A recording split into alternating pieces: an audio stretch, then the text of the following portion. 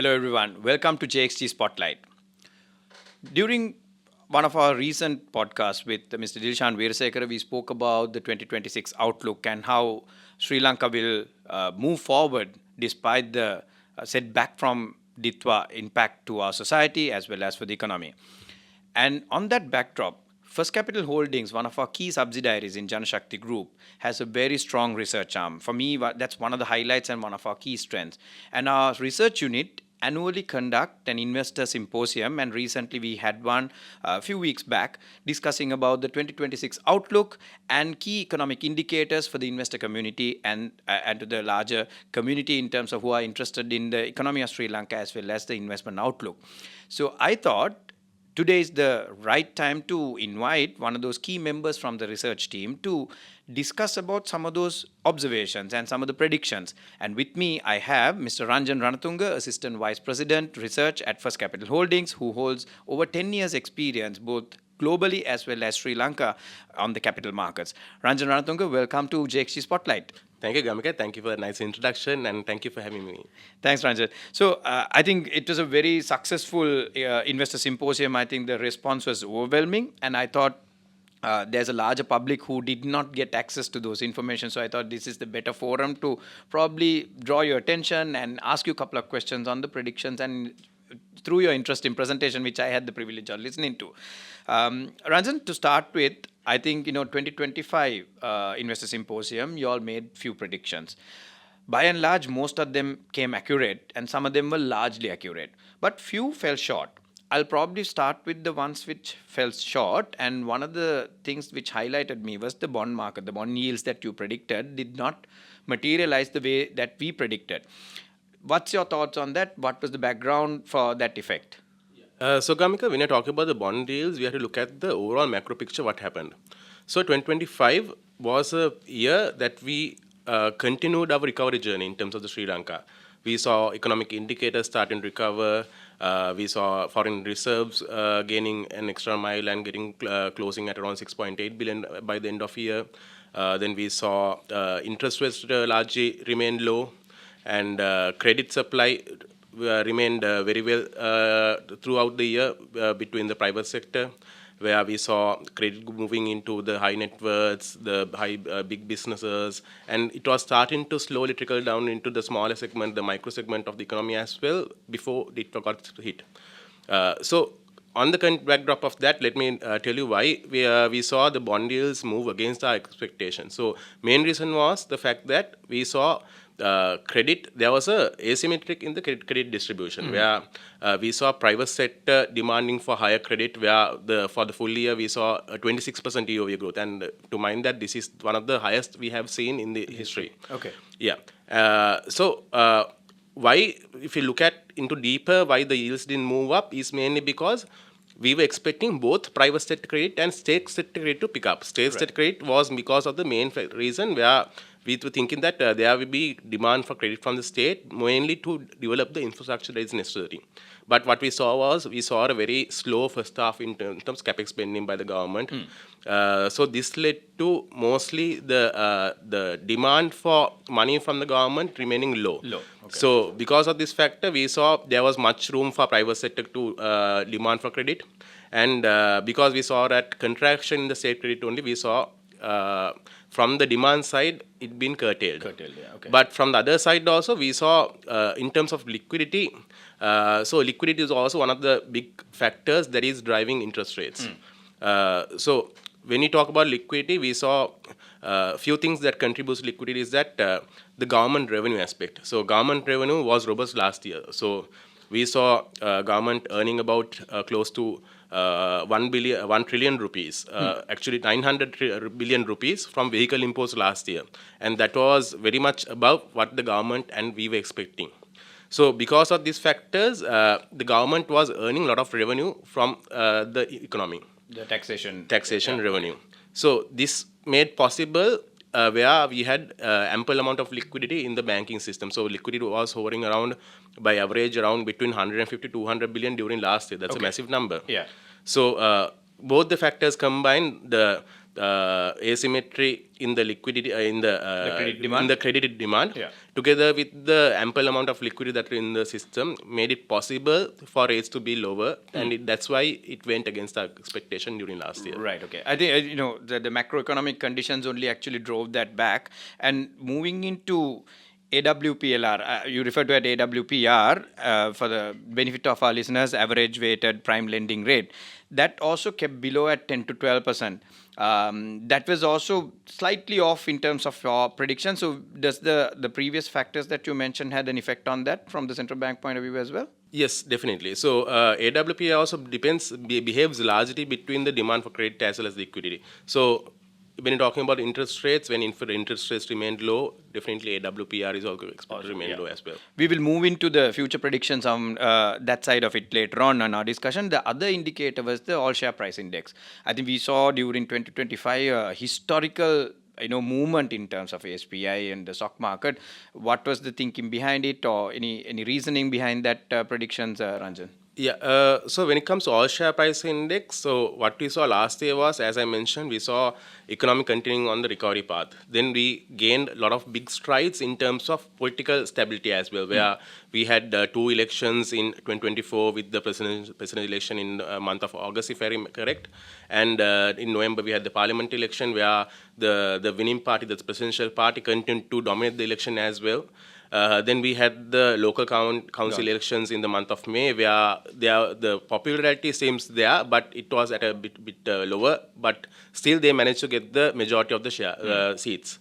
So the political aspects and the continuation of the IMF deal was very big thing. Was very big for the investor mindset, because it gave confidence for investors to take the investment decisions, and it gave a lot of confidence for businesses to operate as well. Absolutely. Then low interest rates is one of the big things as well again, because what we have seen is that investors make their decisions where to invest based on interest rates. So what we have seen in the past is that so we have seen a big correlation in terms of the 5-year bond as well as the stock market. So where the 5-year bond, as long as the 5-year bond stays below the 13% level, we have seen the demand for stock market increasing. Okay. And when the 5-year bond goes above 13%, we have seen them moving into the fixed income space. That is, so last year, the interest rates are broadly below the 13% mark. So that's why we saw a massive influx of investors coming into stock market, where a record number of accounts were opened last year. And we saw SPI going from, I don't know, I think before around the election, around the 2024 year end, it was around 10,000 levels. Yeah. We end up here at 21,000. 22, it hit Yes. 22 as well, right? Yes, we hit 22 as well. So the doubling of that SPI is mainly because of those factors what we saw. And we had also talked about the business profitability and the listed corporate earnings. So we saw a solid growth of around 25% in terms of there as well. Okay. So all these things combined is what drove the investor sentiment towards the stock market, and that's why we saw the market outperforming our expectations as well. Okay. Ranjan, additional question. Withholding tax in terms of the banking system and your interest, did that also drive the retail market to open more accounts in the stock market, or do you have any indication on that one? Yes, definitely. So normally, Gamika, when you're talking about withholding tax, normally when a person invests in or put money in the savings account, they are captured for withholding tax. So when you come to stock market, so there's 2 returns in the stock market. One is the capital gains, and second is the dividend income. Yeah. Okay. The capital gains is tax free right now even. When you consider all the other asset classes like land, even apartments, they are capital taxed at 10% capital gain tax. Yeah. And stock market doesn't have capital gain tax. So this was one of the big factors that is driving investors to the stock market. Right. So only the dividend component is taxable, and that is the withholding tax component that comes there. Sure. But overall, since the massive growth we saw in the stock market, there was massive capital gains, and that's what pushed investors to come and invest in the stock market.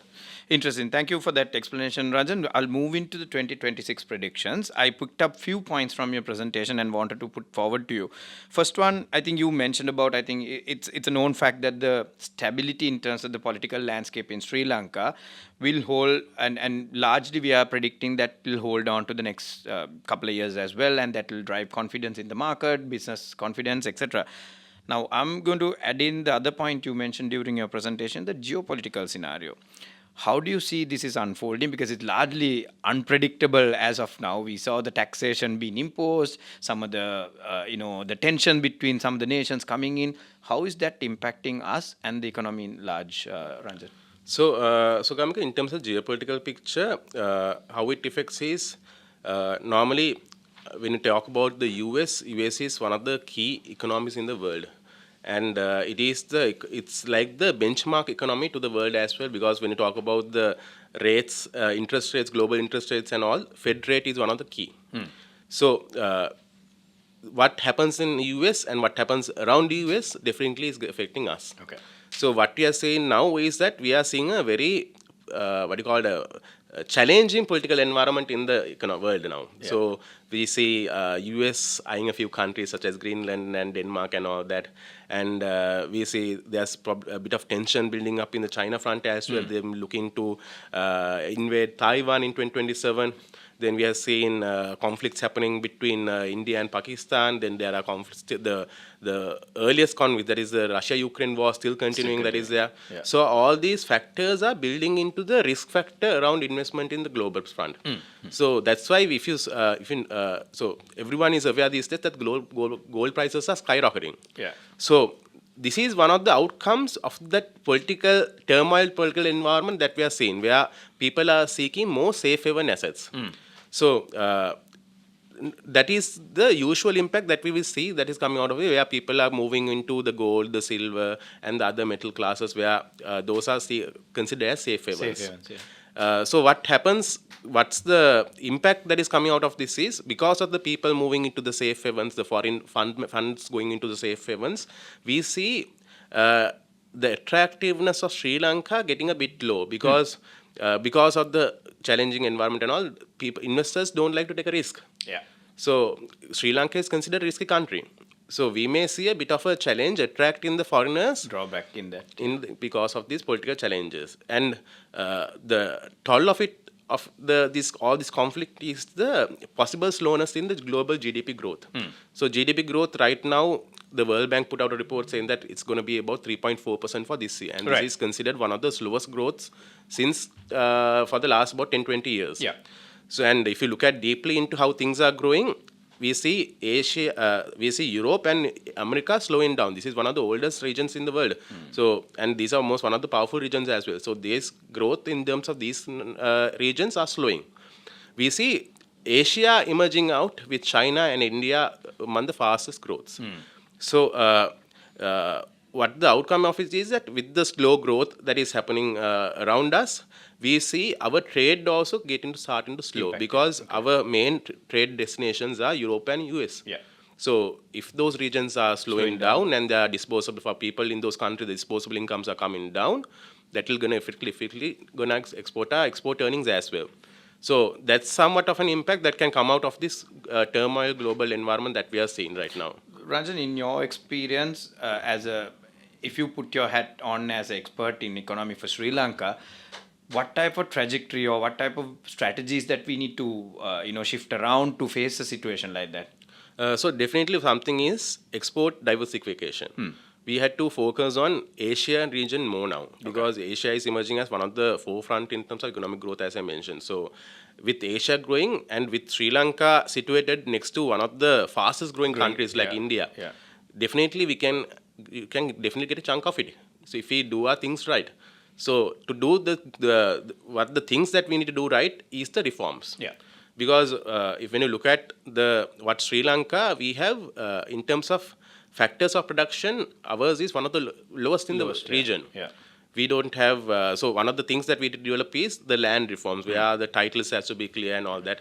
Then we have the entrepreneurial reforms, the trade reforms, where we are having many para-tariffs involved. Yeah. So all these are disheartening investors to come and invest in Sri Lanka. So this can limit the FDIs and this can limit our potential to attract FDIs from India also. Okay. So we had to get rid of these and clear these out so that we can have a very much investor-friendly environment in Sri Lanka and gather all the foreign direct investments that they are looking out in terms of coming into the Asian region. Fantastic. So you mentioned about trade. I think it's a very important factor, especially the Sri Lankan economy. I mean, we've been dependent on more imports than the exports. I know it was overweighing.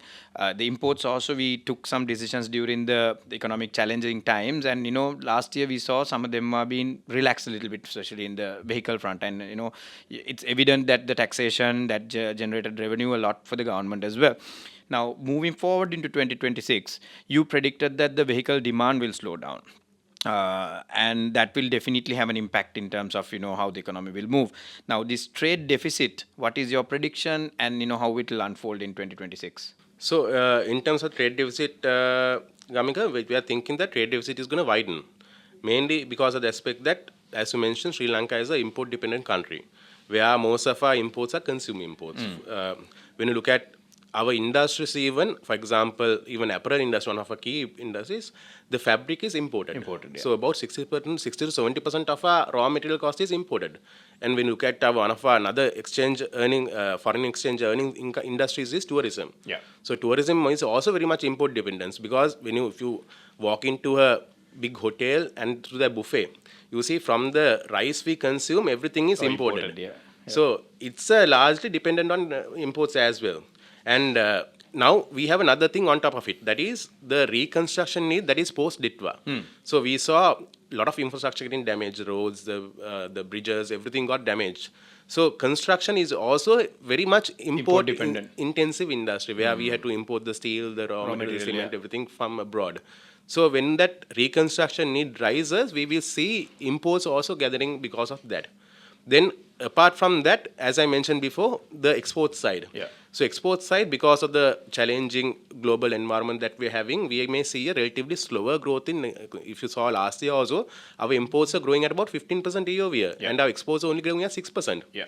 So there is a big gap that we may have to fill. Absolutely. So on the trade deficit side, we will see trade deficit widening. Yeah. But something of a comfort is the fact that you told about the vehicle imports slowing down.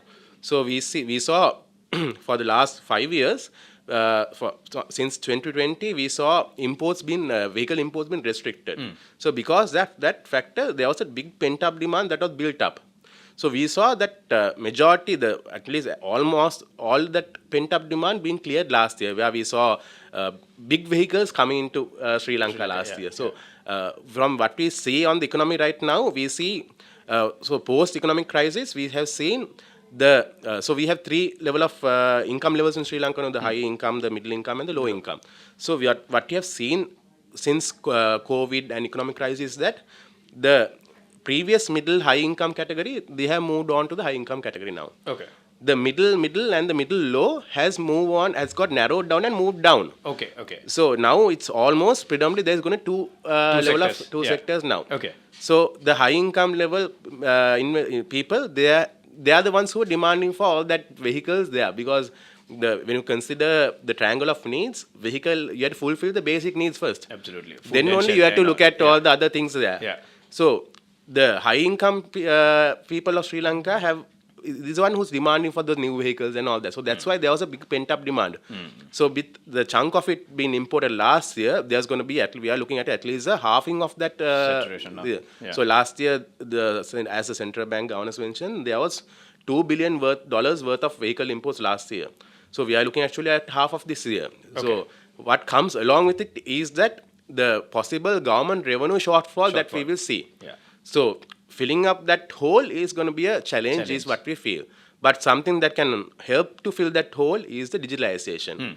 So if the government continues, so we have seen the government doing a few things right, something like introducing the GovPay, which is making a lot of things efficient. Yeah. Then another thing is there's a digital ID that is coming, hoping to come see this year happening. So the president told in the budget last year that on the third quarter they are looking at giving out the first digital ID. Okay. So digitalization, one of the things that we can widen the tax net, where so a lot of people right now, as I mentioned, there is a massive low income category in Sri Lanka now. Maybe low high income, low middle, and low. So everyone from the high income category to the middle income, from low income, everyone is paying the indirect tax component, such as the 18% VAT. So this is coming on top of the pay taxes that they're charging. Correct. So the amount of disposable income is very limited. So if we widen the tax net only where the people who are not paying taxes get captured inside, we will see the capacity, we will see the people spending, because with the widening of the tax net, you can probably start slowly reduce the indirect tax component. Yeah. Where people will then only feel it, because when you go and consume in one of the restaurants, even we are Tax tax paying component is about huge. 40 to 50%. Exactly. So with the service tax, it comes close to 50%. So we 50%. are not even eating that money. So in an event where we see a widened tax net, we will see our indirect. Hopefully, we will see indirect tax component coming down, and that will make space for people to spend more, and we will see the consumer drive coming forward.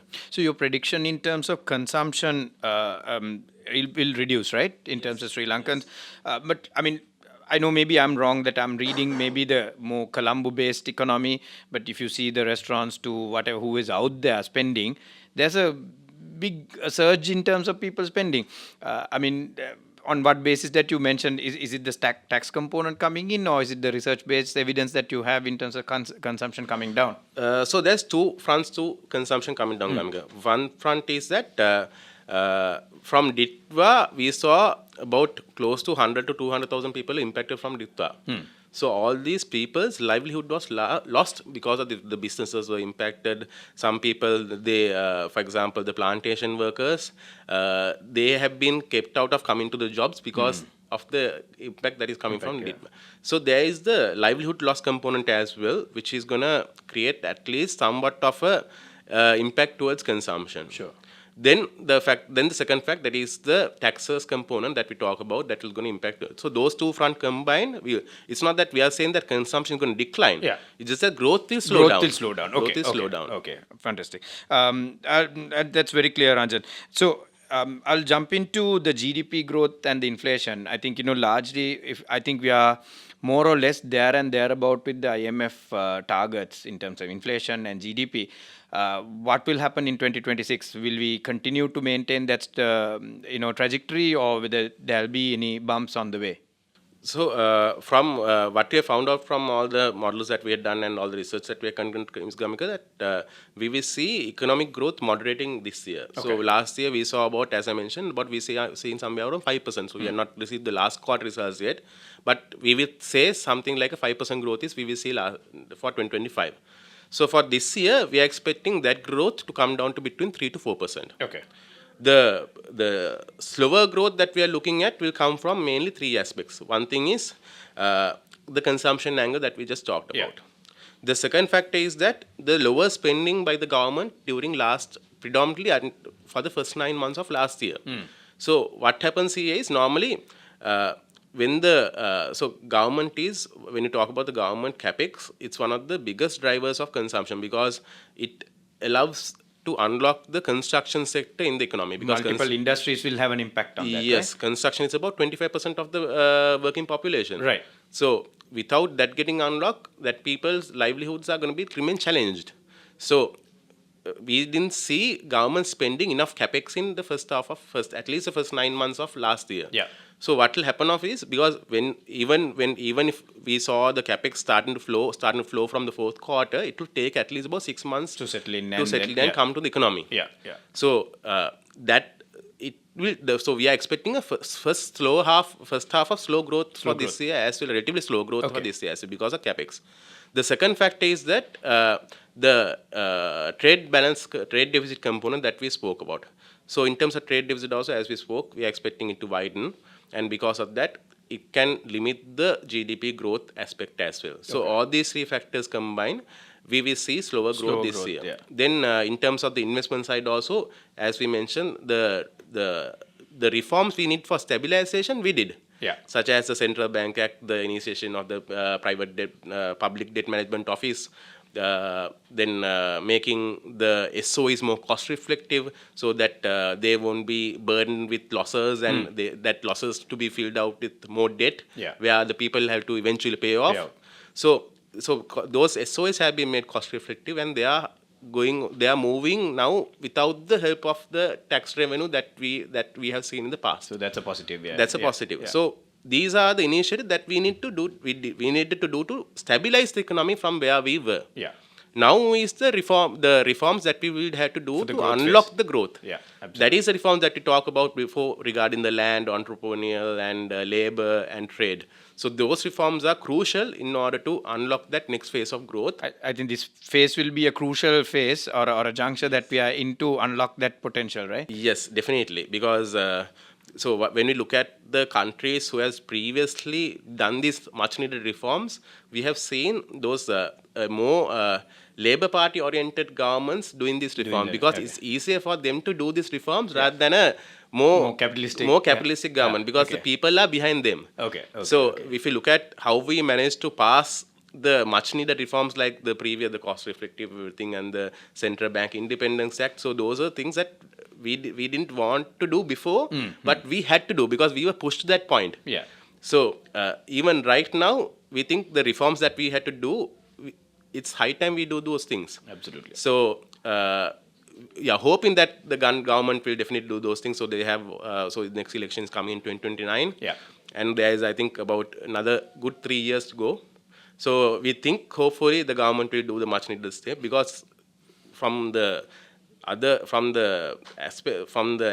angle that we have seen what other countries have done, we believe that this is the perfect government to do that, because they have the power of the people behind it to drive it. Absolutely. I think, it came time and time again, the capex, capital expenditure need to be done, because I think that will unlock the potential in terms of the economy moving forward, because we were slow during the past 9 to 10 months or whatever, so that the development needs to happen. And also they are pushed against the wall also because the infrastructure need to be done after the Ditwa impact.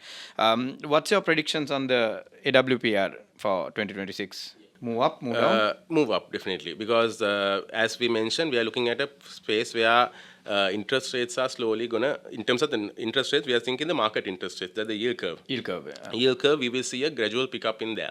So we are looking at between 50 to 100 basis points rise in the yield curve. So we are expecting that to also get reflected in the AWPR. So in terms of, as I mentioned at the beginning, two things are driving AWPR and liquidity. So in terms of credit growth and liquidity. So in terms of credit growth, we are expecting, we won't see the 26% level, the massive growth we saw last year. We are expecting that to moderate this year, because as you may already know, that massive part of that private sector credit was vehicle imports. So vehicles slowing down, we will be expecting somewhere around the 18% level in terms of private sector credit. But to note this 18% is also the third highest in last 10 years. So it's still high. So on top of that, we may see the liquidity positions also starting to slowly come down. And but in terms of liquidity, it's expected to remain stable at around 150 billion levels from the previous 150 to 200 billion levels we saw. So it's going to expect to come down as well. And there's going to be a asymmetric liquidity position where the local state banks and the foreign banks will have more liquidity, and the local private banks will have somewhat of a less liquidity level. So these two factors is expected to drive up AWPR in the this year as well. All right. So I think it's an interesting, scenario that we are looking at. And in your latter part of the presentation, I of course had the privilege in understanding the two scenarios. You said a combination of two scenarios. One is a base case low and a optimistic scenario. If I'm to name it in your words, the snail pace stroll and the monorail dream. Would you like to explain briefly to our followers what you expect this scenario to be? Yes.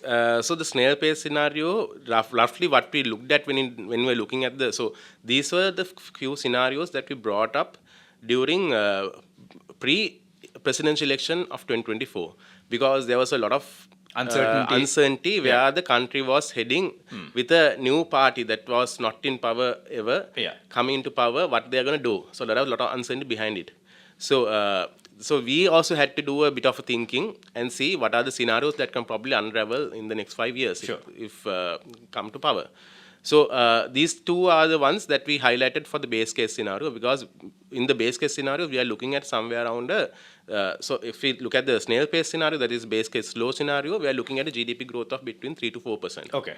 And we are looking at a parliament who are unwilling to do the reforms changes that will, because it's a balancing act they will have to do between the popularity and doing the unpopular reforms that they will do. Yes. So it was something that we are looking at, and in terms of interest rates also, we are looking at, we were in that snail pace scenario, we are looking at an interest rates rise between 100 to 200 basis points. So we are seeing somewhat of an indication that the economy going in the snail pace scenario right now, but then the next scenario, the base case high scenario, the monorail dream. So monorail dream is a scenario where we will do the correct reforms. We will achieve a 5+ growth in terms of GDP growth. We will see interest rates remaining broadly stable or low interest rate regime stable for somewhat of a long period of time.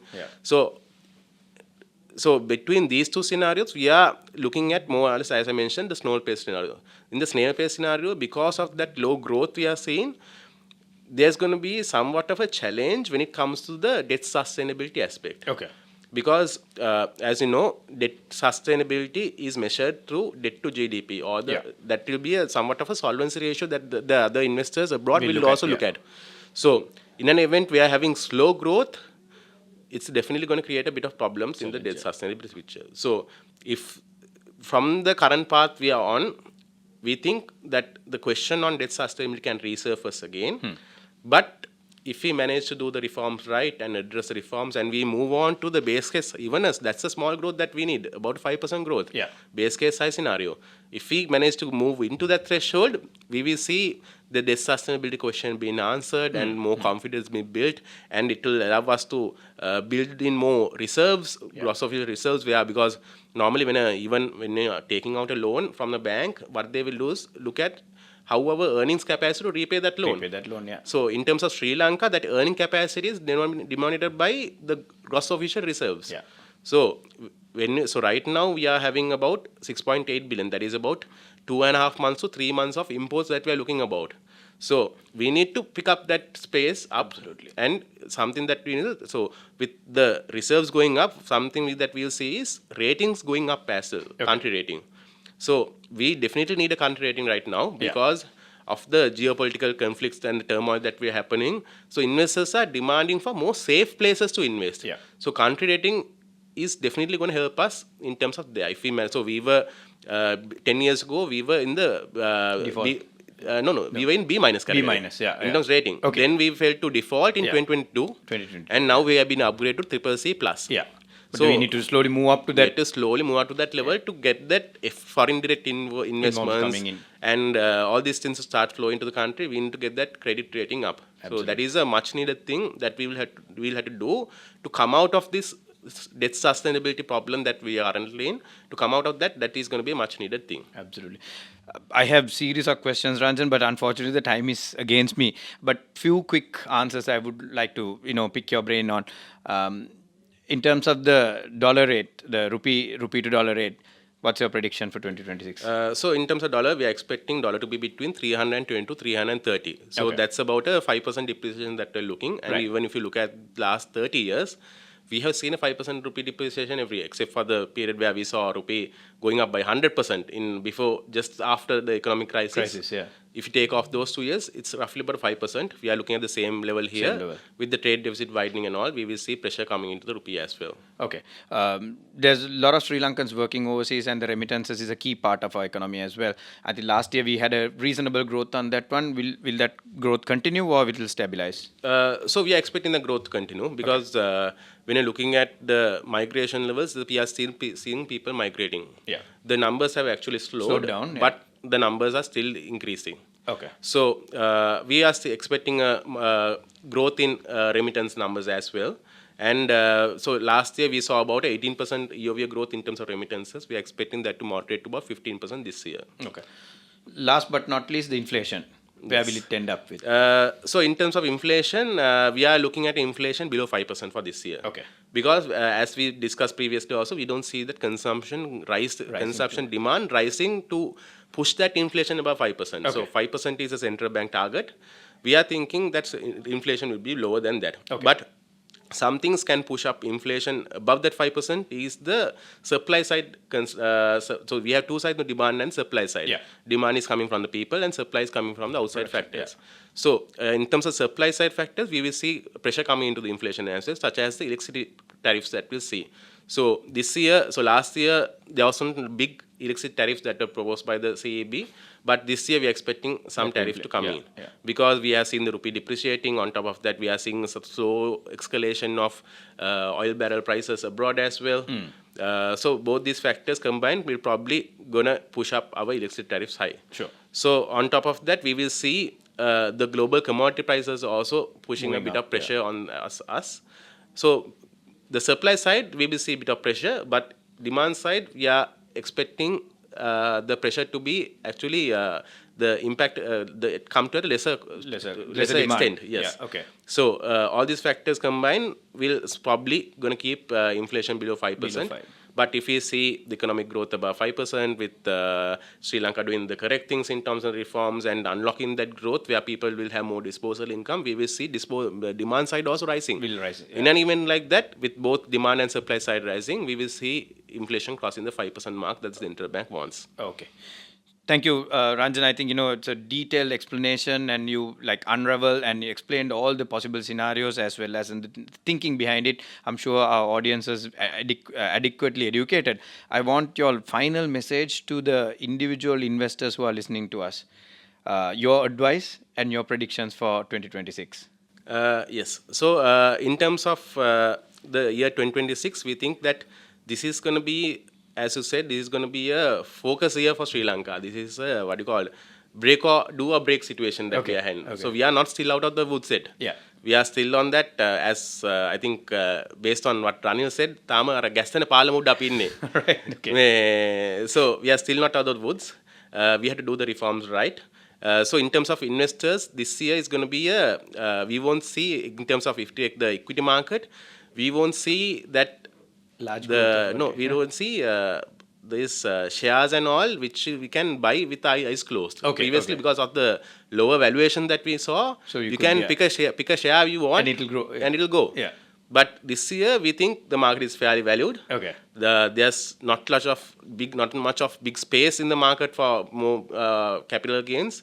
We have to be selective in the market. So you have to be selective and you have to pick the right share. In terms of picking the right share, we want investors to pick the index safe weights and the fundamentally growth proven shares. Okay. Because those shares will be the ones that will do well this year.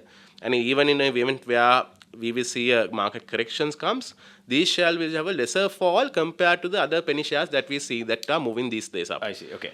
So we want investors to be a bit more cautious, both in terms of the government securities, where so normally yield curve going up means that there's going to be capital losses. So to minimize those capital losses, we want investors to stay on the short tenors, where there's an option where you can hold on till the maturity. Okay. So which means that you are earning that net interest income component and you are not facing that capital loss situation as well. In the long term, yeah. So that's the advice we take, give investors to take the path into the bonds. In terms of the equities, we'd advise them to be cautious and select the right shares. Okay.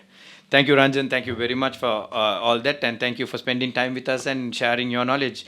Hope to see you once again on a discussion, because there's a lot that we can discuss around these topics, Ranjan. Right. Thank you, Amika. Thank you for having me.